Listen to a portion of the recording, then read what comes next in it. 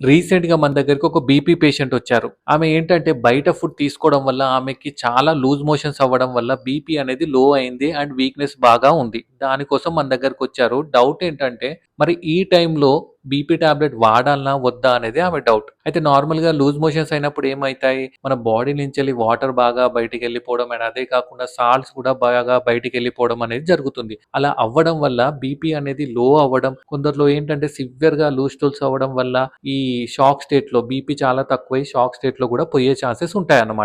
So, మరి అలాంటప్పుడు ఏం జేయాలి? నార్మల్‌గా ఏంటంటే మీరు ఇంట్లో బీపీ రికార్డింగ్స్ అనేది చేసుకోవాలన్నమాట. బీపీ ఎంత లో వస్తుంది? తగ్గుతుందా? నార్మల్ ఉందా? ఎక్కువుందా? అది చూసుకోవాలి.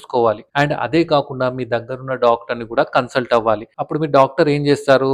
మీ బీపీ ఒకవేళ తక్కువుంటే టెంపరరీగా డోసేజ్ అడ్జస్ట్ చేయడం లాంటివి చేస్తారు. లేదంటే మరీ టూ మచ్ లో ఉంటే టెంపరరీగా స్టాప్ చేయడం లాంటివి చేస్తారు. అండ్ ఇది మీకు ఏదైతే లూజ్ మోషన్స్ ఉంటాయో దానికి కూడా ట్రీట్మెంట్ ఇచ్చి సో తొందరగా మీరు రికవరీ అయ్యే ఛాన్సెస్ ఉంటాయి. లేదు మీరిట్లా మానిటర్ చేయకుండా కంటిన్యూయస్‌గా బీపీ టాబ్లెట్ వాడితే బీపీ టూ మచ్ డౌన్ అయ్యే ఛాన్సెస్ కూడా ఉంటాయి. సో అందుకోసమే ఇలాంటప్పుడు నెగ్లెక్ట్ చేయకుండా ఇంట్లో బీపీ మంచిగా రికార్డింగ్ చేసి మీ దగ్గరున్న డాక్టర్‌ని కన్సల్ట్ అవ్వండి. అర్థమైంది గదా! మరి మీకు కూడా ఇలాంటి డౌట్స్ ఏమైనా ఉంటే కింద కామెంట్ చేయండి. Thank you.